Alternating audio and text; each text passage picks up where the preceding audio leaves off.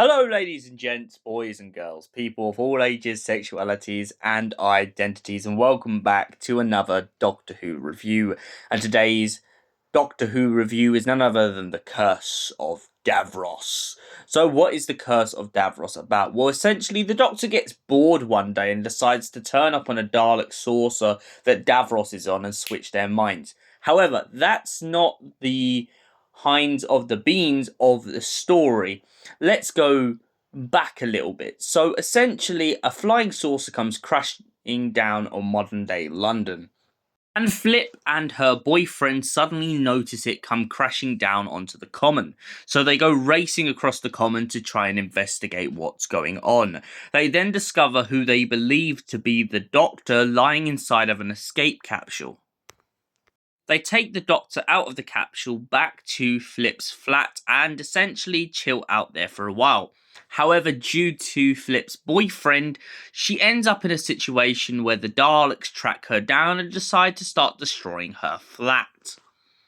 After pissing her off and destroying her cooker, they end up racing out of the flat and go to the Dalek saucer, which they then discover as a plot twist to part 1, that it turns out that she's been walking around the whole time, not with the Doctor, but with Davros. And it was all Davros's plan all along because the Doctor stole Davros's body. They then travel back in time in the saucer and end up landing in prehistoric times to find themselves caught between the conflict of the Battle of Waterloo. It turns out that Davros is obsessed with Napoleon and wants him to win the war, that way shaping and shifting reality and history as a whole.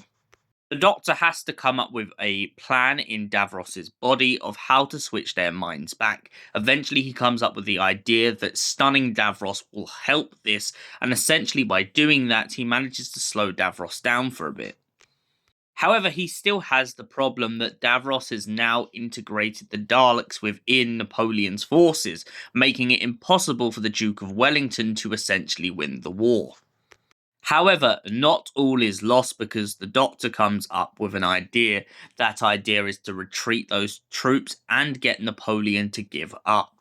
Once Napoleon finds out that the Daleks want his body and his mind as a whole, he begins to realize that maybe working with the Daleks isn't the best idea. He goes back onto the field of Waterloo and decides to give up halfway through the fight, just to set history back on course, just so that the Daleks can't win. However, when Davros discovers what's been done, he decides to try and switch back bodies with the Doctor. The Doctor takes advantage of this and keeps controlling the Daleks for as long as he can. He then tries to restore all the minds of the lost souls that have been transferred into Dalek casings into human bodies. However, when Davros realizes what he's doing, he decides to kill all of the humans' minds like that, meaning that they can never return to their bodies. After this, the Doctor then tries to return Flip and her boyfriend back to the present day, but a couple years out. However, this doesn't work to plan because Flip isn't quite satisfied with being with her boyfriend anymore and needs some space. So the best way for her to go forward is she decides that she will jump out of the flying saucer and leave her boyfriend to his devices. So, The Curse of Davros. What did I think of this story? Overall, it's a brilliant story with some great subtext, and most importantly, I feel like the mind swap business does get a little bit out of hand, but eventually, when we understand it, it becomes very clear.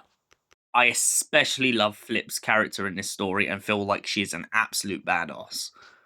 I also like that we get a look inside of Davros's mind in this story when the Doctor describes Davros being bubbled with hate, and most importantly that it doesn't help his affliction with how much his body has decayed and rotted over the years. It feels like an existence that should end. This obviously points out that Davros is very suicidal, and not only that, that anybody that would ever possess his body would find themselves in the same predicament.